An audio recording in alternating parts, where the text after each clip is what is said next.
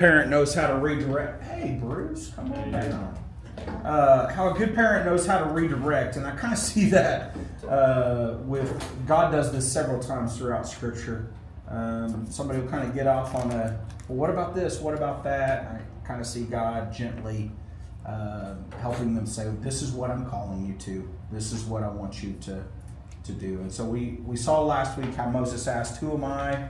And then who are you? Who am I supposed to tell them that you are? And that kind of leads into this dialogue we'll see. One thing I thought was very interesting, Exodus covers 400 years of slavery in approximately, welcome Burrow, approximately 47 verses.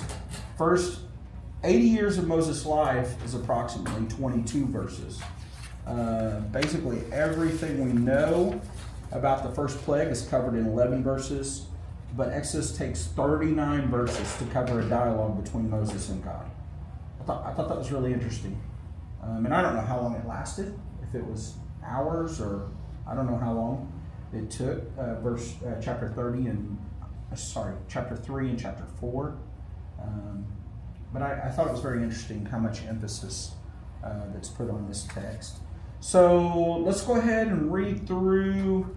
Let's just knock it out real quick. Let's do 1 through 31. Maybe, I don't know, if a couple of us, 1 through 10, somebody read 1 through 10, somebody else 11 through 20-ish, and then somebody finish the chapter, please.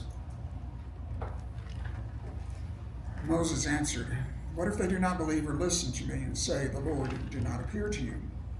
The Lord said to him, 'What is that in your hand?' 'A staff,' he replied. The Lord said, 'Throw it on the ground.' Moses threw it on the ground, and it became a snake, and he ran from it. Then the Lord said to him, 'Reach out your hand and take it by the tail.' So Moses reached out and took hold of the snake, and it turned back into the staff in his hand. 'This, says the Lord, is so that they may believe that the Lord, the God of their fathers, the God of Abraham, the God of Isaac, the God of Jacob, has appeared to you.' Then the Lord says, 'Put your hand inside your cloak.' So Moses put his hand inside his cloak, and when he took it out, the skin was leprous. It had become as white as snow. 'I'll put it back into your cloak,' he said. So Moses put his hand back into his cloak. When he took it out, it was restored, like the rest of his flesh. Then the Lord said, 'If they do not believe you or pay attention to the first sign, they may believe the second. But if they do not believe these two signs or listen to you take some water from the Nile, pour it on the dry ground, the water you take from the river will become blood on the ground.' Moses said to the Lord, 'Pardon your servant, Lord. I've never been eloquent, neither in the past nor since you have spoken to your servant. I'm slow of speech and tongue.'"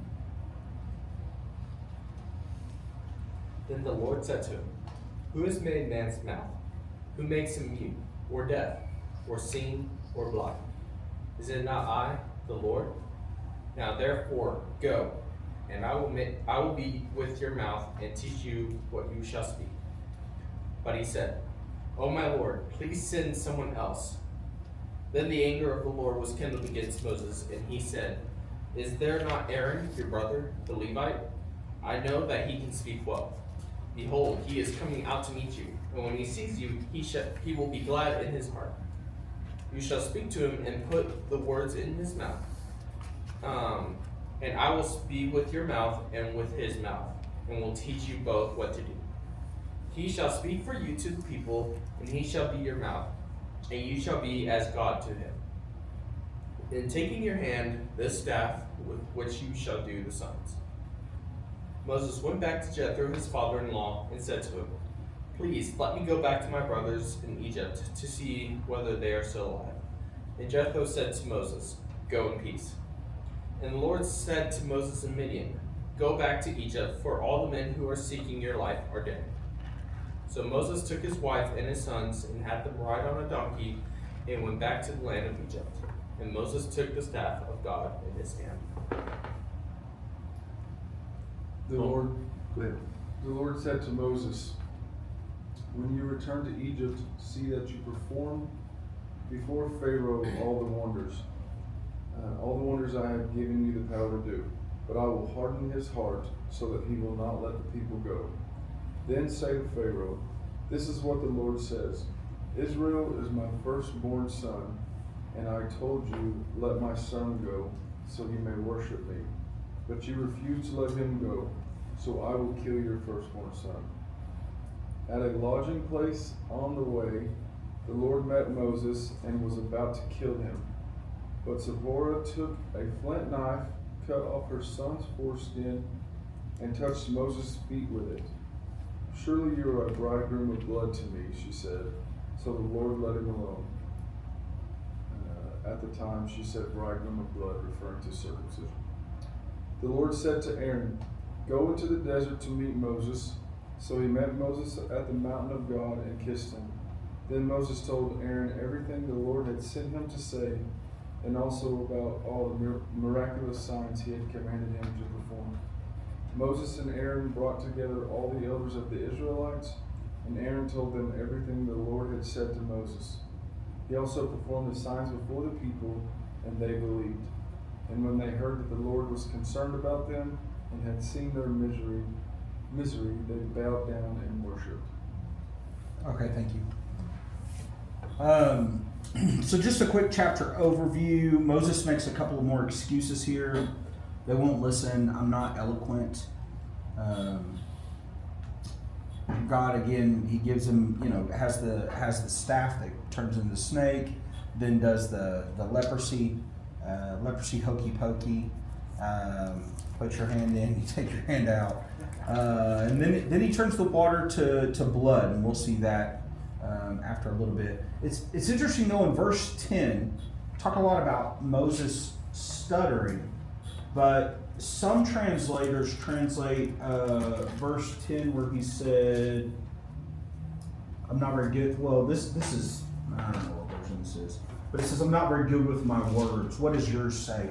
I'm not eloquent. Not eloquent. Okay. Some people suggest that this could refer to his Egyptian. Now, if you've ever learned another language, if you don't use it, you lose it.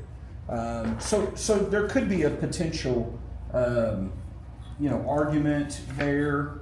We'll note later that Stephen in Acts chapter 7, verse 22, Stephen said he was instructed in all the wisdom of the Egyptians, mighty in word and deed. Not quite the story that we see Moses presenting here. There's debate about what that could mean. Do you think he's deliberately underselling himself?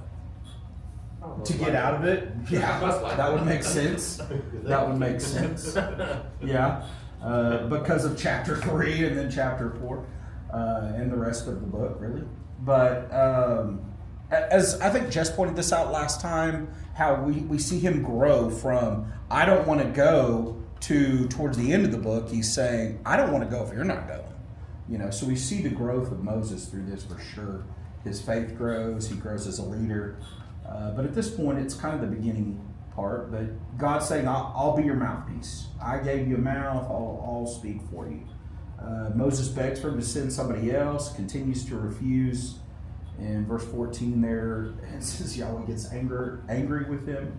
And then he provides Aaron for him. So Moses goes back. He asks his father-in-law. He makes it sound like, I just want to go check on the family, see what's going on, But Jethro says, go in peace, blesses him and sends him.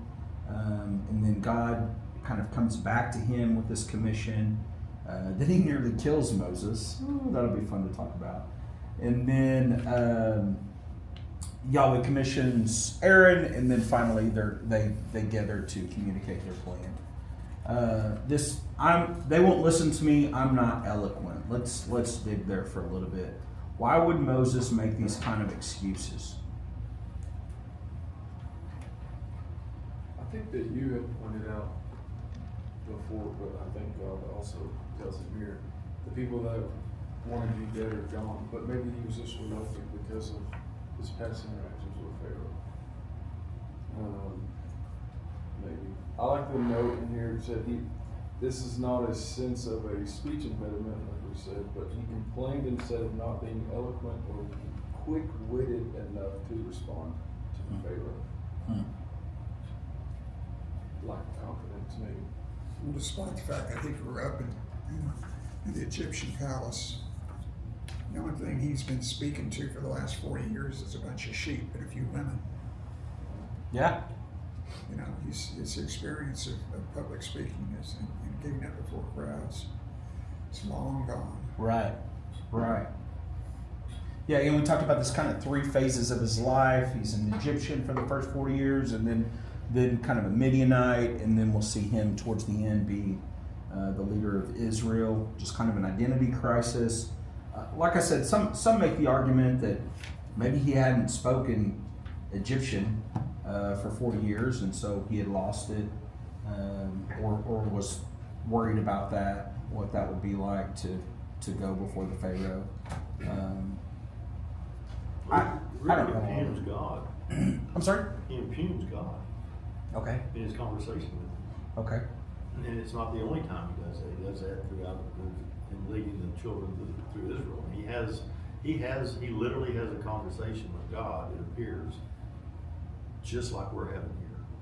Hmm.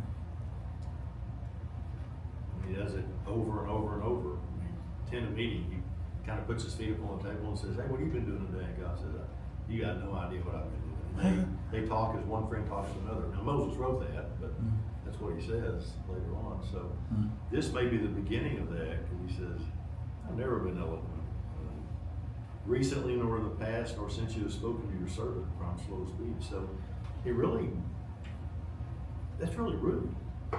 And God says so, doesn't he? Yeah. Who made your mouth? Right. Who makes somebody deaf or mute or blind or able to see? Like he did Job, same thing. So, I mean, he didn't die. God was okay enough with it. But it sounds, the way Moses wrote it, it sounds really disrespectful. Yeah. Well, and eventually we see God got mad. He did. You know, God eventually became angry with him. Yeah. So when I read this, it kind of reminds me of me. So we're called to go out and make disciples. I don't like talking to people in public. It gives me anxiety, social anxiety, and all kinds of I don't like it. And a bunch of that is just because, especially if I'm talking about the word, I'm not confident enough that if they ask me a hard question, what am I going to do? Like, how am I going? I like to plan everything out, and how am I going to respond to something that I can't plan? Maybe overthinking it. Exactly. Okay. And so it kind of reminds me of me, because it's like God is probably telling me, "Hey, go do this," and it's like I don't have the confidence to do so to my liking. And God will eventually tell him, "I will give you what you need to do this, but you are going to do this." Yeah. Bottom line, Moses didn't want to do this. He didn't want to do this. I mean, you know, just like any of us do. If we want to do something, anything we can think of. I kind of like it out here in this scrub at the back end of the arm with these sheep. Yeah. Really? Yeah. Maybe he did. Yeah. I kind of temper this with that statement that comes up in Numbers 11, I think it is. And God, I know Moses wrote it, but I mean, God gave him the words that he's the most humble man in the world. Right. I think his humility may be somewhat talky. I'm not saying he's not being a little bit disrespectful as well, but he does. He keenly undersells himself as an unworthy person to be a prophet. I don't know what experience and what there was written, what there was passed down in traditions from prophets before him. There definitely were, but being a prophet requires not just the ability to speak maybe eloquently at times, but to be able to speak forcefully, to be able to speak clearly. I mean, also, his life is being put on the line. Yeah. Like, if you told me, "Hey, your life is going to be on the line just because of what you say," it's like, okay, no, I don't want to do this. Yeah, I might actually talk less if I. Yeah. And so, there could be a ton of different things that we aren't given insight to. Where his But, life. but God's one step ahead of him. Exactly. Because he's already sent Aaron. We don't know how long Aaron's been travelling, but it's probably been a while. So God knows where this is going to go, but he is putting his foot down. Okay, this is 5 times you've said no. And Moses, I need you to say we yes. talked about this last week. He didn't really know God yet. I mean, God had to really tell him his name, tell him who he was. No, Again, I don't think it was a name thing. I think it was, who are you really? Yeah, Who are you? yeah. I'm going to say he did know God through his father-in-law, if no one else. I don't think he didn't. But I mean, not on a. But God's already said, I want Pharaoh to know me. I want Israel to know me. I want people to know me by a different name, which doesn't mean a different name. It means I want them to know who I am. Right, yeah. So We've already seen this, and yeah. Jacob, got his name changed. We've already seen this. This is a type, I guess, a Sure. theme Sure. through here. So Moses is having to learn who God is, and he sure doesn't trust him. I mean, that's what God says. You don't trust me. You don't trust me. Yeah. Moses says, no. Yeah, we've pointed back a couple of times in chapter 2. The last thing he heard was, Pharaoh's after me, and my own people are saying, who made you judge over us? Who are you? Yeah. So this is echoed in his mind for 40 years. Yeah. The last thing I remember, and maybe I don't remember exact words, I just remember bad feeling. Don't go back here, But he's certainly let slip on the law, hasn't he? The covenant. I'm sorry? The covenant of circumcision. I mean, his wife, who's a Midianite, she knew exactly what was going on. She knew to go and get the flint. It wasn't Moses who ran and grabbed it. Yeah. So maybe he has lapsed on his, remembering the promises of Abraham, Isaac, Jacob, covenant. One thing that I talked about in my class is there were 3 different times where God had said that I am the God of Abraham, Isaac, and Jacob. And especially the Jews, they are very conscious of their lineage and their ancestors. And so this could have been where they were starting to lose all the worship and praise that they had been giving to God because of the slavery. And this is a reminder of, this is who I am. I am Yahweh, the God of your original ancestor. And this would have sparked something in their minds to say, hey, I know kind of the background now of who you are, and therefore I'm going to worship you. We'll get to the end of chapter 4 here in just a minute. So among this, I want to ask us kind of a self check. What excuses do I offer God? Why am I not obeying him with my heart, soul, mind, or strength? What is it that I hold back from God myself? Some of that's rhetorical. If somebody feels convicted and wants to share that, that's great. Confess your sins and pray over that, and God will heal us of that. But I really want people to think, because again, it's really easy to pick on Moses, but also know I've got a lot of stuff that I gave a few examples there. Forgiveness is always the one that comes to mind, like, who am I holding a grudge against? Who do I know has something against me and I have not gone to them? What am I holding back? What am I not obedient in? So again, just kind of thought-provoking, hopefully. What excuses am I making? Do I offer God? And we'll note here in a minute something that really struck me in verse 13. But so again, God redirects. He says, throw down your staff. And this picture to me is so hilarious. Like, he throws on the staff and takes off right away. He sees it's a snake. It cracks me up, like the mental picture. I can just see him running away from this snake. But you notice the snake's running away from him. Otherwise, how could he pick it up by the tail? So you can it's actually very easy to pick up a snake by the tail, especially if they are used to humans. And I'm assuming since this is a staff that God turned into a snake, if it's coiled up, it'll have the tail on the outside. You can easily pick it up by the tail. I ain't doing that.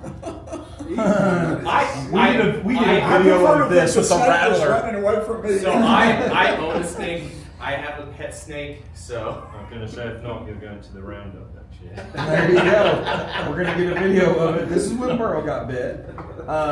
So this same miracle. So are you going to demonstrate this week? Maybe. This same don't Just don't come to say our my class. Yeah, I'm teaching your class. Let's pass. I will ask a question though. What is considered a tail? Okay, so the same miracle would be used later. Pharaoh in front of Pharaoh there in chapter 7. We'll look at that a little bit later. And Pharaoh seems to be unimpressed with it as well, even though Moses' snake will eat the snake of the magicians. He doesn't seem to be very impressed with this miracle. Then God will turn Moses' hand leprous. To me, again, I think there's more than just a snake here, more than just leprosy, more than just water going on. It's kind of similar to the plagues. There's more than just... Isn't it a preparation to challenge the magic of the Egyptian magicians? I think that's part of it as well, but I think the fact that he chose those particular things, I'm not claiming to have an answer. I'm just saying, I think there's more to it, you know? I mean, whatever God's doing here, he's bringing worldviews into collision. Bringing worldviews into what? Collision. Okay. Egypt's worldview is going to collide with God's worldview. Sure. And he's going to come off second best every time. Sure. But he starts with the smaller things, seemingly, that seem to challenge the magicians are always around Pharaoh. There is advisors, there is soothsayers, and all the rest of it. So that's the first part of the challenge, and then it steps up and as God's hardening Pharaoh's heart. Are you talking about with actual plagues?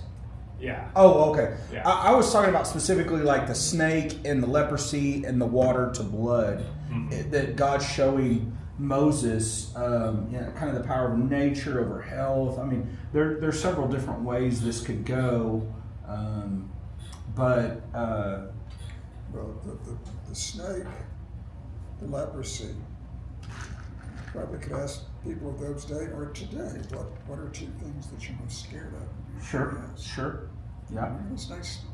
I'm going to say a snake person. sure, And certainly leprosy. Leper did. Unclean. right, yeah, And then on the other hand, what one thing was most important to Egypt in the Nile and the Right. water, the need, absolute need that they had. Yeah. And you're destroying what they needed the most. yeah. Yeah, life would come from that. So many things there.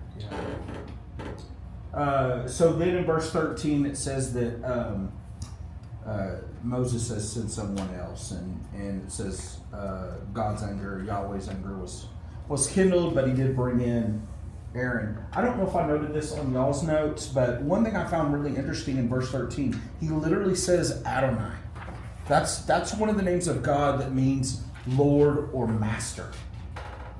Like, and again, I ask the question, what things am I saying Jesus is my Lord, and yet I'm still unwilling to truly surrender or deny his lordship in my actions or my thoughts? I just thought it was very interesting as I go through this. You'll see him say Yahweh, you'll see him say Elohim, but in this particular case, where he's literally telling him, no, I'm not going to do it, that's the one when he chooses to say, the one who reigns over my life, the one who is my master, no. That to me is, I guess, somewhat comical, but again, I'm guilty of singing Jesus is Lord and then going away mad at whoever led it because it was a little off pitch, or somebody set in my seat or whatever. Hopefully I'm not that petty, but still, you get the point. Sometimes we say, Lord, I want you to be the Lord of my life, and then we don't let him be the Lord of our lives. So it's noted here in verse 14 that Aaron is the Levite. This is the first time we're introduced to Aaron in this text, as far as Aaron becoming the spokesman for the people. Kind of sets the stage for him to become the high priest.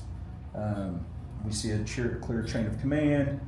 God, Moses, Aaron.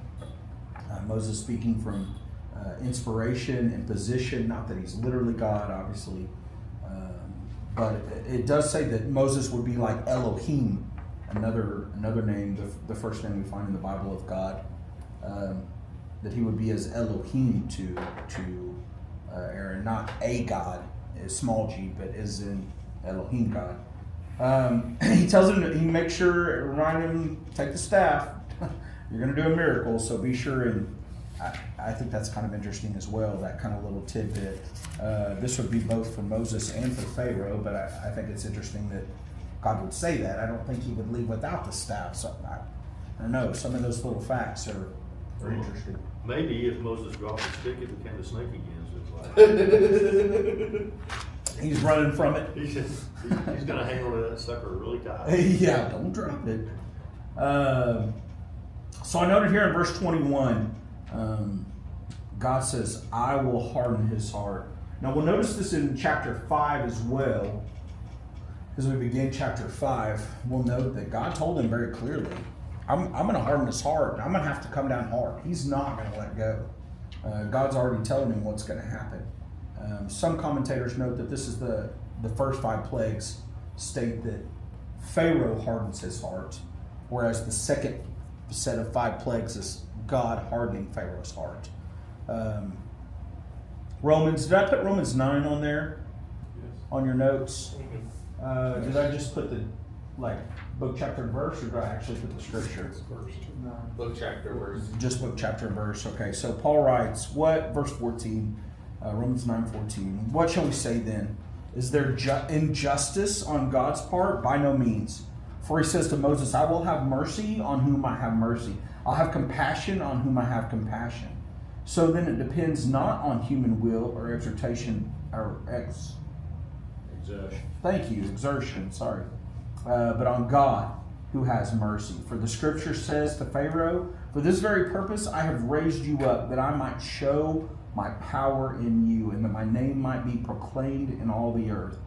So then, he has mercy on whomever he wills, and he hardens whomever he wills. He goes on, are you there, Bruce, in Romans 9? Yeah. Do you mind reading 19 through 21, please, sir? You'll say to me then, why does he still find fault? For who can resist his will? But who are you, O man, to answer back to God? Will what is moulded say to its moulder, why have you made me like this? Has the potter no right over the clay to make out of the same lump one vessel for honourable use and another for dishonourable? What if God, desiring to show his wrath and to make known his power, has endured with much patience vessels of wrath prepared for destruction, in order to make known the riches of his glory for vessels of mercy, which he has prepared beforehand for glory? Even us, whom he's called, not from the Jews only, but also from the Gentiles. Thank you. So, Paul gives some explanation and kind of some background, some insight into that. There are some things that we can understand, especially understand the general nature, if we understand who God is. But there are some things that you just got to wrestle with. I mean, there's some theological challenges in some of this, especially from our Western American sense of quote-unquote fairness. There's some things here that are just, there's some things that just cause us to kind of have to say, man, I surrender. You know, I don't get it all. I don't understand it all. I think one of the things we miss, Shawn, is some of the people I've been reading up on. Israel, even in its infant stage here, they're not in direct covenant with God. Under their own covenant, they're still under the Noahic and the covenant of circumcision, but they are a community. They are very tight, and so when you are studying when you study some of the words in the Hebrew, they really connote corporate sense to them, not an individual sense like we do in the West. Right, sure. We think, how does that apply to me? Right. Don't we? Right. That's not how their world, that's not the eyes that they look at things through. Right. They think, how does this affect us? Community, yeah. And I think in a sense, you go to Israel today, especially in the circumstances they're in, that's very much how they look at stuff. Sure. You know? Sure. But and we do when we're in a big challenge like we were in World War II, you know, there was that more, you know, everybody's out to help everybody. But Yeah. but the Western way is faulty in that regard, and we don't see, and we lose a lot of the sense of the text sometimes because we're not thinking the way they think. Oh yeah, 100%. Again, Eastern versus Western. You know, depending on where you date this, 1400, 1600 BC versus 21st century. There's a lot to be said for that. So we come to verse 24. Man, I did not mean to get there this early. I meant to get there about 7:55, 7:50 to 7:58. So at a lodging place on the way, the Lord met him and sought to put him to death. Then Zipporah took the flint, cut off her son's foreskin, touched Moses' feet with it, and said, "Surely you're a bridegroom of blood to me." So he let him alone, and it was then, she said, a bridegroom of blood because of circumcision. So Randy and I talked a little bit about this last week. This is honestly, it is an extremely challenging text. Some people say it's really easy. Good for them. But I think one picture I don't want us to miss, because there's several little details. We can get caught up on feet. We can get caught up on blood. The bridegroom of blood. This clearly points to Jesus Christ. He's going to be our bridegroom, and it's going to be his blood that's shed. Circumcision is never referred to until this point, from Genesis chapter 17 through Exodus chapter 4, verse 25. It never talks about blood. It's assumed, but it talks about the cutting off of skin. It never refers to circumcision as blood. But in this case, it talks about blood. Some commentators point forward to the Passover, the door being painted with blood. Some commentators say that Moses and Zipporah had this conversation before, and hence why Zipporah was the one that kind of took care of it. What if she was just in a hurry because her husband was trying to get killed? So she's like, okay, see, oh, it's bloody. Oh, well. Well, if you look at verse 20, let's see, read it there again. He's a covenant breaker, which blows my mind because God's just allowed him to stand on holy ground, and he's a covenant breaker. So that to me provides a bit of colour to the picture here, who God will deal with, and the lengths he'll go to find the man that he wants to serve him. Would he have carried out? Would he have killed Moses if Zipporah hadn't done what she'd done? According to verse 24, it says the Lord sought to put him to death. So, some commentators argue that the pronoun could be referring to, in the original language, could be referring actually to the son and not necessarily Moses. Again, there's a lot of debate here about different things. Ultimately, he wasn't circumcised. The son obviously wasn't, because this wasn't a double circumcision. And whose fault was that?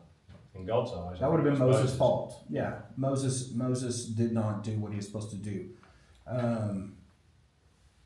So the fact that she knew to do it implies that there was something beforehand. Because again, you could argue, how much did he really know? they've been in slavery for 400 years. He was raised by adopted mom. You made the argument, I think maybe last week when we talked about this. It wasn't the blanket that she noted. Hey, this is a Hebrew boy. The It's like princess didn't notice the blanket. yeah, it She probably wasn't the knew fact exactly. that she knew he was a Hebrew because he was circumcised. There will be reference later in the Passover about circumcision, and we'll get to that later.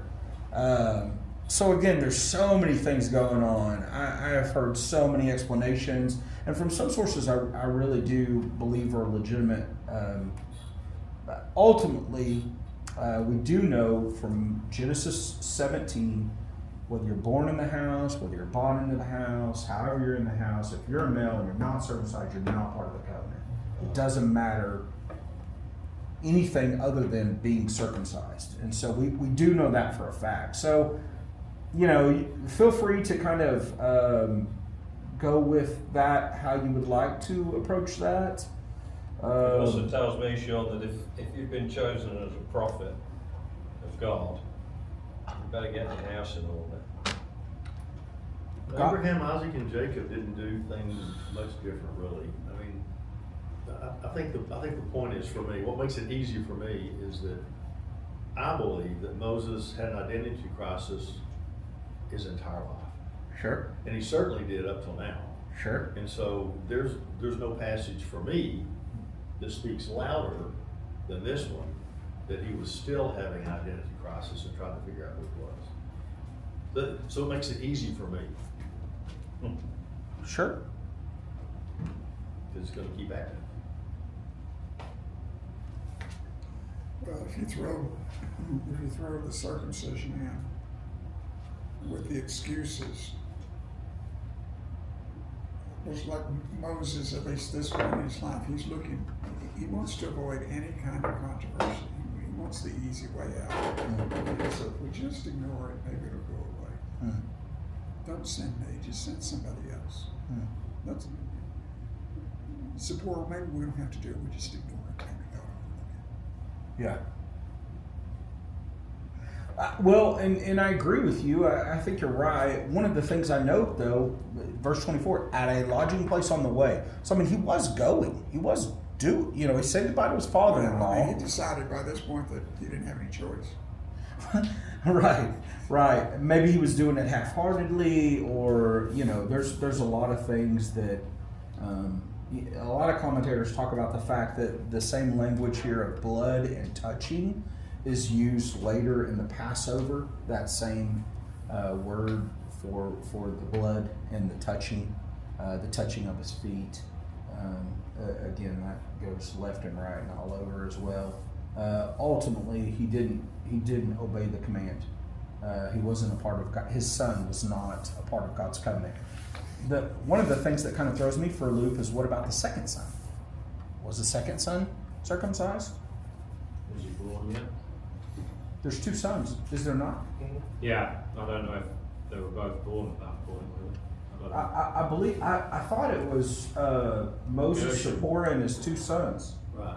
They put him on a donkey. So if he was at least 8 days old, He doesn't say Right. which son this is. it's his firstborn. He does. I believe it says in verse. Was it verse? Gershom was the first.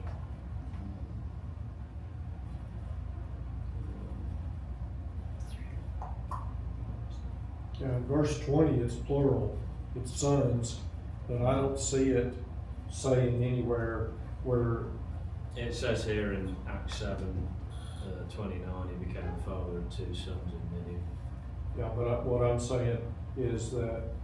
in It this- doesn't say first or Yeah, it doesn't say Yeah. first or second. Yeah. I don't know where I got that from. There's somewhere that I got that idea that it was the firstborn that she circumcised. I'm just saying. After that, the Lord left him alone. Yeah. Okay. Well, I thought, I don't know where I got. Yeah, I guess maybe I was thinking about verse 22. Yeah, that's one of those things that Randy and I kind of went around about that too, about Israel being God's firstborn. But again, I think some of these things we can get lost in some of these details. Ultimately, Moses was not obedient. Ultimately, it's clear that God wants us to be obedient. But I think, again, the word bridegroom and also blood, I think those point towards Jesus. We've noted before, Genesis and the rest of the Old Testament, Exodus is the bridge that links these. We've got a story of God promising in Genesis 12, promising Abram that he will be a great nation. And if we go to the history books, the 12 history books, or the wisdom lit or poetry, whatever you want to call it, those 5 or the 17 prophets, we're missing this gap. If we don't have Exodus, this bridge to help us see that the nation grew from the 70 to, I don't know, 1 million, 3 million, depending on which commentary you're reading, when they left Israel. I know it's 600,000 soldiers. But the point is, in this, Exodus fills in a lot of gaps for us that we need. I believe this points ultimately to, obviously, Jesus being our Savior. Moses points to Jesus. So much foreshadowing, I guess. So again, proceed with caution. Y'all can handle that section how y'all want to. I wouldn't spend the whole class on that, because I don't know that. You might give them a few theories. I can give you some more theories if you'd like. I've got 2 pages of notes on that section. So you can kind of go with that where you want. But again, ultimately, the son was not circumcised and he was disobedient to God's covenant. Again, some theological challenges there of why would you send him and then try to kill him? Again, to Bruce's point, I think Bruce asked the question, was he really going to kill him if Zipporah didn't do it? A lot of things to think about. It's interesting where he meets Aaron as well, back at the mountain of God. So they go back to the mountain. Yeah. Go back to the mountain, and he kisses him. They hadn't seen each other for 40 years. And then you go straight from verse 28 to 29, and now they've moved several hundred miles. Yeah. And Moses and Aaron went and gathered together all the elders of the people of Israel. Yeah. So they weren't at the mountain. No, they were not. No, they weren't. Yeah, and there is, I don't know how long the time frame is there, but yeah, he just kind of just very Hebrew. Kind of fast forwards a little bit there. Yeah. Yeah, interesting. You're watching one of their films, it would be a little interesting to how to keep up. Yeah, there's some gaps. So they gathered all the Israelite elders. That's what God told them to do, so they were obedient to that. Aaron spoke, and Moses showed them the signs. And it says in verse 31, the people believed, and when they heard that Yahweh had visited the people of Israel and had seen their afflictions, they bowed their head and worshipped. We're going to see a major contrast next week when we look at chapter 5 and kind of how that goes. But imagine for a minute what that brother reunion was like after 40 years. I don't know any of you men that have been away from your sibling for a long time. I think at most mine was probably 1.5 years was the max I had between seeing my siblings to date. But again, we know Aaron was obedient. He did what God told him to. How did God appear to Aaron? We're not really given all the details on that interaction. Aaron got out of Egypt. Yeah, there's a lot of questions just snuck out, didn't they? that we have. Excuse me, Farron. Do you mind if I just pop over to me? Yeah, I got to go to the wilderness for 3 days. That dog. Yeah, but again, Aaron seems to accept what Moses said. I believe probably because of that prior connection with God speaking. God's done something to Aaron's heart, hasn't he? He says to Aaron, he's going to look at you, Moses, and think you're God. Yeah. So he's given him a sense of awe about the whole situation. Yeah. We said something about Aaron. Right. Very interesting. Yeah. Yeah, and then we'll also see Aaron and Miriam later that have some sibling conflicts going on there, but we'll leave that for later. Yeah, they'll do that leper thing, that trick again. again, we're starting off on a high note here. We see this once again. We noted in chapter 1, it started off really, really good, and then it kind of fell apart. Here at the end of chapter 4, we see it started off really good. Everybody seems to be on board. Hey, this is awesome. We're bowing. We're worshiping. He truly is God. Finally, he's heard us. The people believed. They worshipped. They were obedient. Or rather, Moses and Aaron were obedient in this. But again, we'll see a turn next week. So, kind of again as usual, we want to get people in the Word. So this week, what I'm asking them to do is read 1 through 5. I know they've been reading 1 through 4, but I want them to read 1 through 5 and kind of note a few things. What's kind of the flow of the story of Exodus so far? Again, if you think about this from kind of a very first time of ever hearing this, what did the Israelites feel at this point in their history? What did they need to hear? What did they not need to hear? Why do you feel the story is playing out like it is? Just 1 through 5. Why do you think that this is going the way it is? So someone asked me, it was last week. He's a very reluctant prophet. I said, is there any other kind? You look at Jonah, you look at Jeremiah, probably Ezekiel. I mean, we don't always get as much detail about the person. But yeah, we noted last week that objection every time when God calls somebody. I think if he'd have said, yes, I'm your man, I think God wouldn't have appeared to Yeah.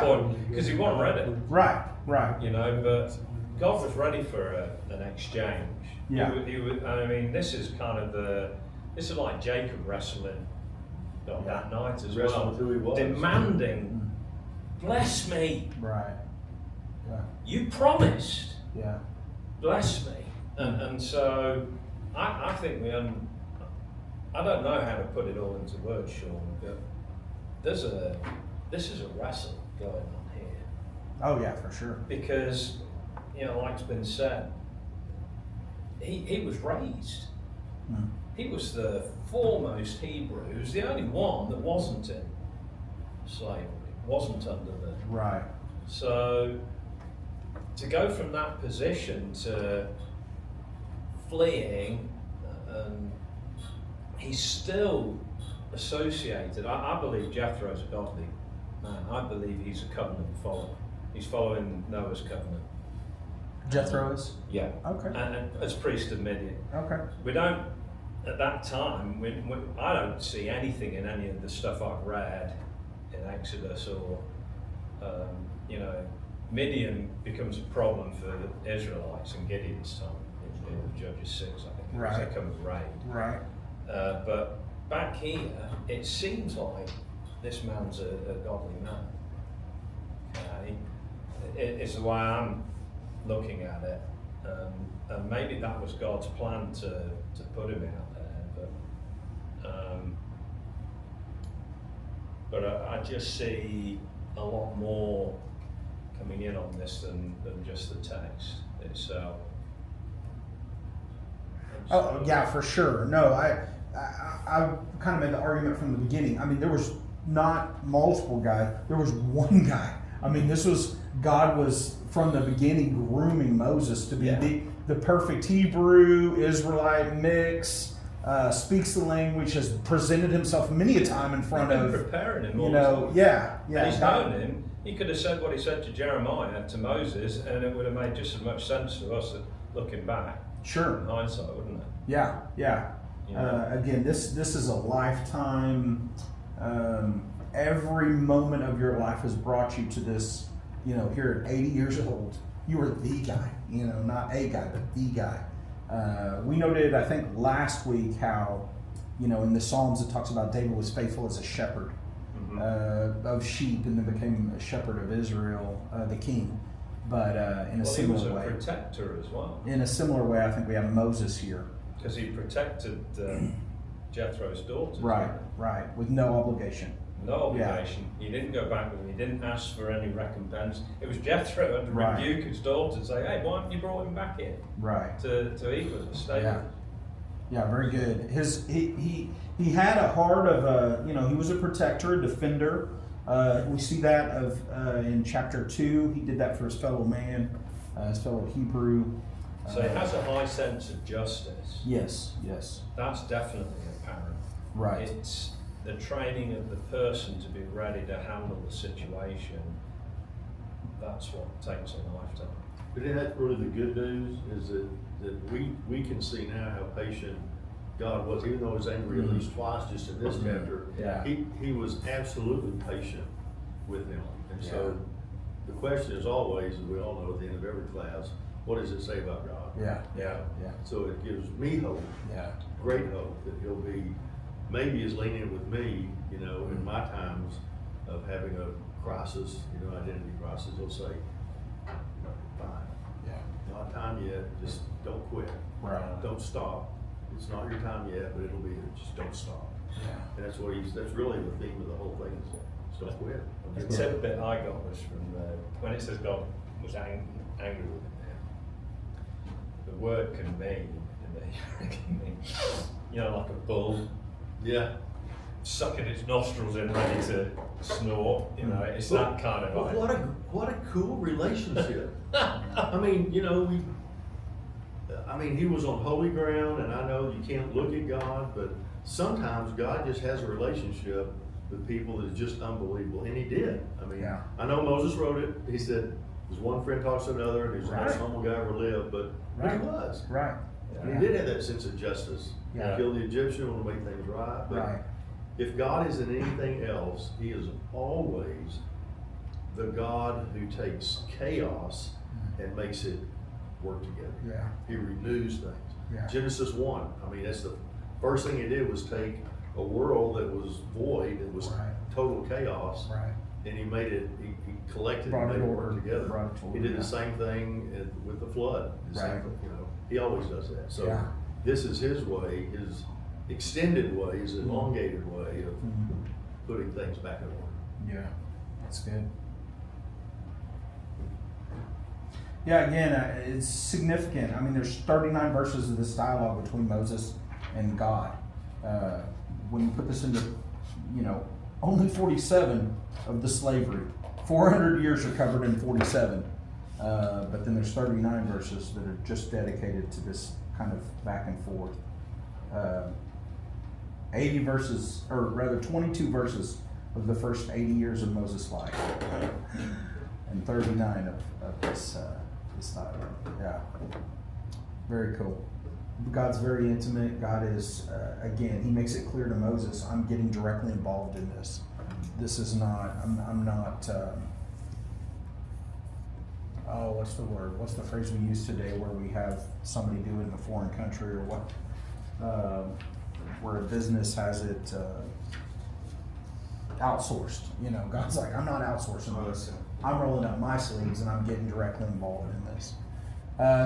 We noted, I entitled it A Reluctant Partner, but God longs to partner with men and women to accomplish his purpose. And Moses, at this point in the story, is very reluctant. But we end on a very high note today. Things seem to be going very well, and there's high hopes.